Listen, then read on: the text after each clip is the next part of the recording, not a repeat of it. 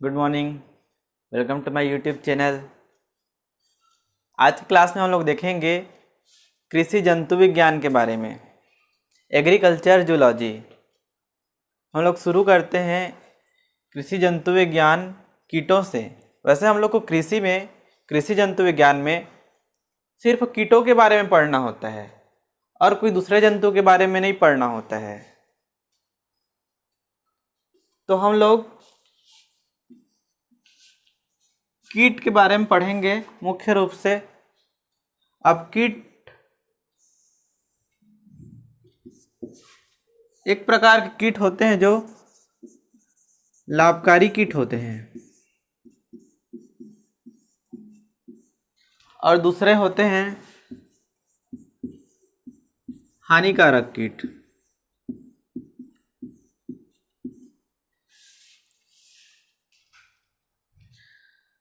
तो लाभकारी कीट जैसे कि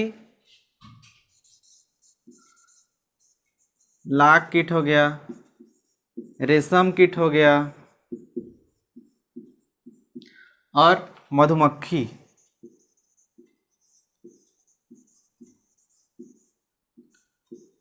ये तीनों कीट मनुष्य को लाभ पहुंचाते हैं।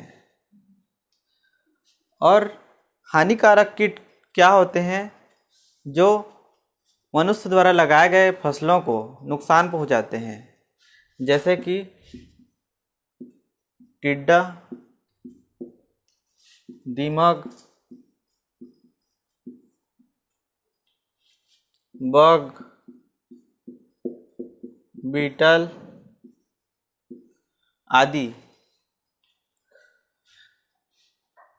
फसलों में जो नुकसान पहुंचाते हैं कीट, उसके बारे में हम लोग को कृषि जंतु विज्ञान में नहीं,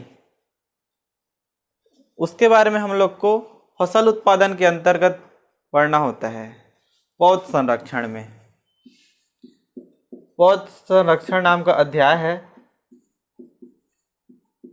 जिसमें हम लोग फसल उत्पादन के अंतर्गत खरपतवार, दूसरा नंबर कीट और पौधों में लगने वाले रोग के बारे में पढ़ते हैं। लेकिन हम लोग को कृषि जंतु विज्ञान में क्या पढ़ना होता है? तो कीट का वर्गीकरण पढ़ते हैं। हम लोग कीट के बारे में पढ़ते हैं, कीट क्या होता है, और कुछ लाभकारी कीट के बारे में पढ़ते हैं, उनका जीवन चक्र, उनके ये सब के बारे में पढ़ते हैं, उनका भी वर्गीकरण होता है, उनके जीवन चक्र ये सब के बारे में पढ़ते हैं। और फसल उत्पादन के अंतर्गत हम लोग पढ़ते हैं कीट का फसल से संबंधित, फसल में क्या नुकसान पहुंचाते हैं, तो उसका उस हिसाब से फसल के हिसाब से वर्गीकरण करते हैं कि वो पत्ते को पूरा खा लेता है, ये कोमल कोमल भागों को खाता है, उसको मतलब पौधे को चूस कर खाता है, या पूरा निगल जाता है। अलग अलग उस हिसाब से पढ़ते हैं उसमें कीट के बारे में, पौध संरक्षण इस फसल उत्पादन में। यहाँ पे कीट का वर्गीकरण ये सब के बारे में पढ़ते हैं। तो यहाँ पे कीट का नियंत्रण के बारे में भी पढ़ते हैं। कौन सा कीटनाशक का उपयोग हम लोग करते हैं, कौन से कीट के लिए, ये सब को पढ़ते हैं। और यहाँ पे हम लोग को पढ़ना है, इधर लाभकारी कीट के बारे में पढ़ना है और वर्गीकरण के बारे में पढ़ना है। तो मैं शुरू करता हूँ वर्गीकरण से। वर्गीकरण से भी सबसे पहले हम लोग जानते हैं कीट के बारे में। तो कीटों के वर्गीकरण से पहले हम लोग जान लेते हैं कीटों के बारे में। एक कीट कैसा होता है? तो कीट जलीय, स्थलीय, वायवीय तीनों प्रकार के होते हैं। इसका मतलब है कुछ कीट जल में भी पाए जाते हैं, स्थल में भी पाए जाते हैं, मतलब भूमि में पाए जाते हैं, वायवीय वायु में भी पाए जाते हैं, जैसे कि तितली वायु में उड़ते हैं, ड्रैगन फ्लाई। स्थलीय में कॉकरोच हो गया, बीटल हो गया, ये ज़मीन में पाए जाते हैं। और जल में भी आप देखे होंगे कुछ कीट होते हैं। अब देखो, जलीय को बोलते हैं एक्वाटिक इंग्लिश में, टेरेस्ट्रियल स्थलीय को, और वायवीय को एरियल। दूसरा नंबर है शरीर 3 भाग में होते हैं, सिर, वक्ष तथा उदर। एक कीट है, ये उसका सिर है, ये उसका वक्ष है ये उसका उदर है। अब यहाँ पे इसके पैर होंगे इस वाले भाग में। पैर कहाँ पे होते हैं? तो वक्ष में। पंख कहाँ से निकलते हैं? तो वक्ष से। वक्ष में ही। सिर में 6 खंड होते हैं। सिर को सबसे पहले देखो, सिर को बोलते हैं हेड, वक्ष को बोलते हैं थोरेक्स, उदर को बोलते हैं एब्डोमेन। अब सिर में 6 खंड होते हैं। ये जो सिर है ना, वो 6 खंडों में विभाजित होता है इस तरीके से। वक्ष 3 खंड में होते हैं। प्रत्येक खंड में एक एक जोड़ी पैर, मतलब एक खंड में 2 पैर होंगे, 2 2 2, 3 खंड में ये बटा रहेगा। और उदर में 11 खंड होते हैं। 11 से कुछ में कम भी होते हैं, लेकिन सामान्य तौर से याद रखना 11 या 10 से 11 ऐसे करके भी लिख सकते हो। किसी किसी में 8 या 9 भी होते हैं, फिक्स नहीं रहता है, लेकिन 10 से 11 सामान्य तौर से याद रखना। 3 जोड़ी पाद बताया वक्ष में होते हैं, तथा 2 जोड़ी पंख ये भी वक्ष में ही होते हैं। ये वक्ष है, 3 भाग में बटा हुआ है। तो सामने में 1 जोड़ी पैर रहेंगे, बीच वाले में मध्य में 1 जोड़ी पैर रहेंगे, पीछे वाले में 1 जोड़ी पैर रहेंगे।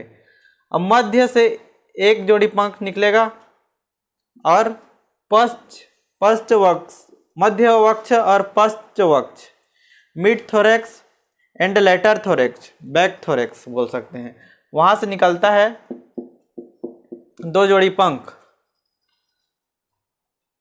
वही चीज लिखा है, 2 जोड़ी पाद, पाद मतलब लेग्स, 2 जोड़ी पंख, पंख मतलब विंग्स। सिर पर 1 जोड़ी नेत्र। इसमें नेत्र किस प्रकार के होते हैं? तो संयुक्त नेत्र बोलते हैं। मतलब 2 बड़े बड़े आँख दिखेंगे, इसमें बहुत सारे छोटे छोटे आँख में ये विभाजित रहते हैं, इसीलिए इसको संयुक्त नेत्र कहते हैं।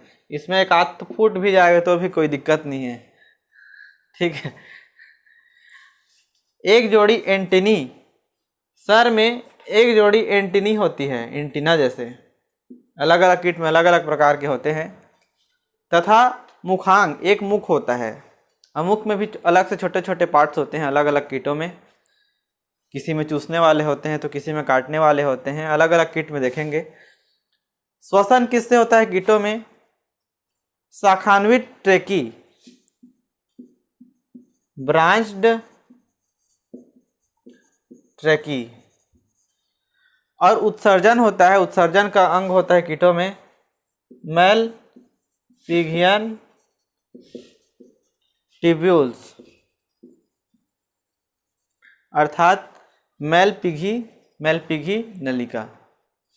अब इसके बाद हम लोग इसका वर्गीकरण देखते हैं जंतु विज्ञान के हिसाब से।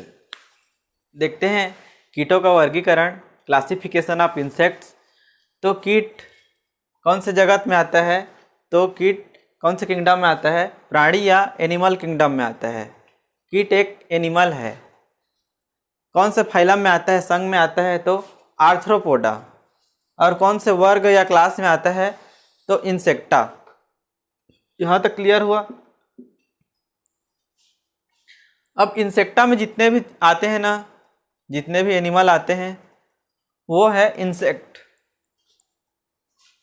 अब इंसेक्ट को भी 2 उप समूह में, 2 डिवीजन में डिवाइड किया गया है, विभाजित किया गया है। पहला डिवीजन है एक्सोप्टेरिगोटा, दूसरा उप समूह है एंडोप्टेरिगोटा। ये दूसरा है, ये पहला है। अब दोनों को हम लोग एक एक करके देखेंगे। उससे पहले ये जान लो कि इसमें कौन कौन से प्रकार के कीट आते हैं। तो उप समूह एक्सोप्टेरिगोटा में एक्सो मतलब बाहर होता है, इंग्लिश का एक्सो शब्द मतलब बाहर होता है।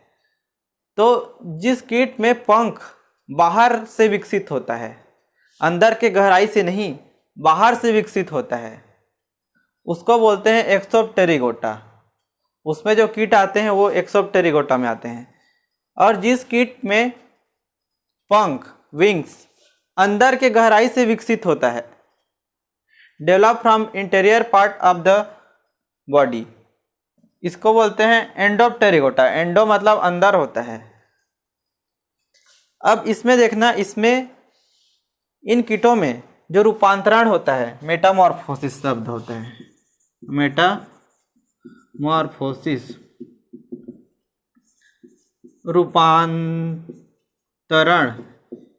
ये होता है अपूर्ण, ये मतलब इनकम्प्लीट। और यहाँ पे होता है मेटामॉर्फोसिस कंप्लीट होता है, मतलब पूर्ण होता है। अपूर्ण और पूर्ण रूपांतरण या मेटामॉर्फोसिस का मतलब क्या है, उसको हम लोग समझते हैं। जो एक्सोप्टेरिगोटा होता है उसमें अपूर्ण होता है, मतलब अंडा के बाद डायरेक्ट बनता है निम्फ, जो वयस्क के समान ही दिखाई देता है। मतलब वयस्क ऐसे इस प्रकार का रहेगा,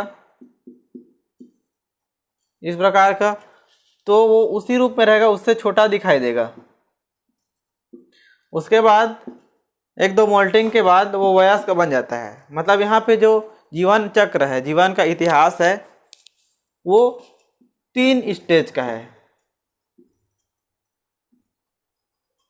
ठीक है। कंप्लीट में क्या हो, ये किसका है, इसका है, इनकम्प्लीट वाले का। इसके नीचे में लिखना, यहाँ पे स्पेस नहीं है तो यहाँ पे लिखा हूँ। अब कंप्लीट वाले में क्या क्या होता है, अंडा के बाद लार्वी बनता है, जिसमें छोटे छोटे पैर होते हैं। लार्वी के बाद क्या बनता है, प्यूपी बनता है। प्यूपी के बाद वो वयस्क बनता है। वयस्क ही पूर्ण रूप से कीट जैसे दिखाई देता है। उसके बाद वयस्क का अंडा देता है। तो यहाँ पे कितना स्टेज का लाइफ साइकिल है, जीवन इतिहास है, 4 स्टेज का है। तो ये चीज़ याद होना चाहिए। कंप्लीट मतलब 4 स्टेज का, इनकम्प्लीट मतलब 3 स्टेज का। एंडोप्टेरिगोटा में होता है 4 स्टेज का, और एक्सोप्टेरिगोटा में होता है 3 स्टेज का। अब इसके अंदर में कौन कौन से गण आते हैं। किंगडम के अंदर फाइलम होता है, फाइलम के अंदर क्लास होता है, क्लास के अंदर डिवीज़न होता है, और डिवीज़न के अंदर में ऑर्डर होता है। ऑर्डर मतलब गण। तो कौन कौन से गण आते हैं उसको देखेंगे। चलिए दोनों डिवीज़न में देखते हैं, एक्सोप्टेरिगोटा और इंडोप्टेरिगोटा, दोनों में कौन कौन से गण आते हैं उसको हम लोग एक एक करके देखते हैं। तो यहाँ पे 4 हैं, वैसे बहुत सारे आते हैं। हम लोग को पढ़ना अभी इस स्तर के हिसाब से, पीएटी के हिसाब से, 12वीं के हिसाब से, इसमें 4 ही ठो गण को पढ़ना है, और यहाँ भी 4 ही गण को पढ़ना है। तो हमारा सबसे पहला गण है डिक्टायोप्टेरा। डिक्टायोप्टेरा क्या होता है, जैसे कि इसका उदाहरण है टिड्डा। इसके जो सामने के जो पंख होते हैं ना, वो चपेटा होता है इस तरीके के। और दूसरा है आर्थोप्टेरा, तो इसका उदाहरण है कॉकरोच। इसका भी सामने का पंख चपटा होता है। दोनों का सामने का पंख चपटा होता है और कड़ा होता है, लेकिन कुछ अलग अलग विशेषता भी होते हैं दोनों में, जो उनको अंतर करती हैं कि एक डिक्टायोप्टेरा में है, एक आर्थोप्टेरा में है। तो वह अंतर है गुदालूम का। गुदालूम का खंडित होना, डिवाइडेड होना टिड्डा में, डिक्टायोप्टेरा में, और आर्थोप्टेरा में वह अनडिवाइडेड, अखंडित होता है। बस इतना ही अंतर होता है इसमें, फिर बाकी चीज़ें समान होती हैं। तीसरा नंबर गण है आइसोप्टेरा। इसकी क्या विशेषता है, इसका उदाहरण है दीमक। इसमें ये एक सामाजिक कीट होता है, जैसे कि उन लोग घर बनाते हैं, देखे होंगे, मिट्टी का पूरा। तो उसमें अलग अलग प्रकार के कीट, जैसे कि मधुमक्खी सामाजिक कीट होती है, वो छत्ता बनाती है, उसमें अलग अलग प्रकार के कीट पाए जाते हैं। वैसे दीमक में भी अलग अलग प्रकार के कीट पाए जाते हैं, किसी में पंख होते हैं, किसी में नहीं होते हैं। एक बड़ी मादा होती है जो बहुत सारे दीमक को पैदा करती है, बहुत अंदर जमीन में धंसे होती है। चौथा नंबर है गण हेमिप्टेरा, ऑर्डर हेमिप्टेरा। इसमें चूसने वाले कीट आते हैं, जैसे कि माहो, माहो को ही एफिड बोलते हैं।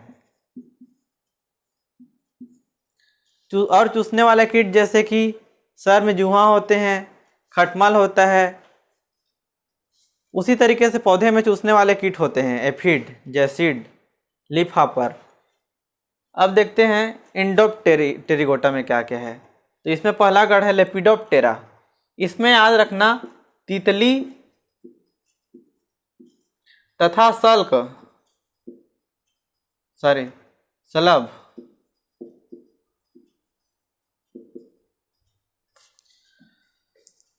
Butterfly and moth. तितली मतलब समझ गए, रंगीन पंख होते हैं, और सलाब में नहीं होता है रंगीन पत, लेकिन उसी के जैसे दिखते हैं। थोड़े सलाब आलसी होते हैं, थोड़े बड़े बड़े आकार के होते हैं, उन लोग रात को निकलते हैं, जैसे कि रेशम कीट हो गया। और तितली आप जानते ही हो, रंग बिरंगे होते हैं, दिन में उड़ते रहते हैं, रात में नहीं उड़ते हैं। दूसरा नंबर गण है कोलियोप्टेरा। इसका उदाहरण है बीटल और घून। घून जानते होगे, जो धान में जो चावल में लगता है। चावल को हम लोग जब स्टोर करके रखते हैं ना, संरक्षित करके रखते हैं, तो उसको घून खा डालता है। तो ये बीटल और घून में क्या होता है, उनके जो आगे वाले, जो सामने वाले पंख होते हैं ना, वो बहुत कड़े होते हैं। ये उस कोलियोप्टेरा गण का मुख्य विशेषता होता है। उसके बाद है हाइमेनोप्टेरा। हाइमेनोप्टेरा में पंख झिल्लीदार होते हैं, जैसे कि दतैया में देखे होगे, मधुमक्खी में देखे होगे। तो इसमें झिल्लीदार, चींटियों में भी कभी कभी पंख आ जाते हैं बरसात के दिन में। तो कैसा होता है, वो झिल्लीदार होता है। तो ये उसके पंख की मुख्य विशेषता है। चारों जो पंख होते हैं वो झिल्लीदार होते हैं। ऐसा कीट होता है। तो यहाँ पे लिखना चींटी, मधुमक्खी,